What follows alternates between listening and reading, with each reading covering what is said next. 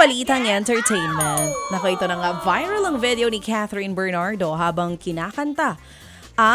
Ganito kasi yung pagkakanta nun. We are never, ever, ever getting back together. Gumanon siya, di ba? Kumanta siya sa video ng ganun, baby. Kasi nga, kasama niya. kasama niya yung kanyang best friend na nakabase na sa Melbourne in Australia.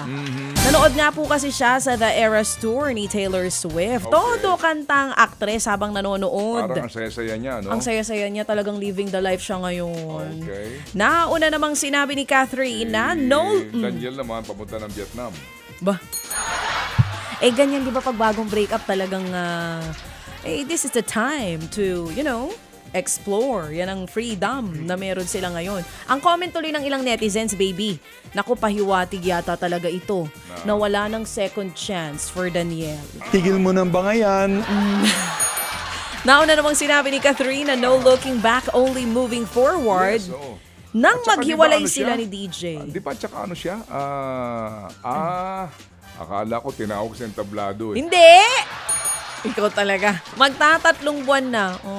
Nang inanunsyo nga po o ianunsyo ng dalawa ang kanilang hiwalayan. Inilabas na ng BTS. Kilala mo na siguro ito, no?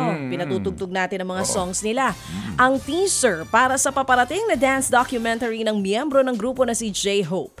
Ilalabas po ang Hope on the Street ngayong March. Nitong 2023, sinabi ni J-Hope na may binubuo nga siyang docu na tampok ang dancers sa iba't ibang parte ng mundo. Sa ngayon, naka-enlist sa mandatory military si J-Hope at lalabas din ngayong taon. Ted Filon at DJ Chacha ngayon nasa Radyo 5 92.3 News FM Monday to Friday 6 to 10 a.m.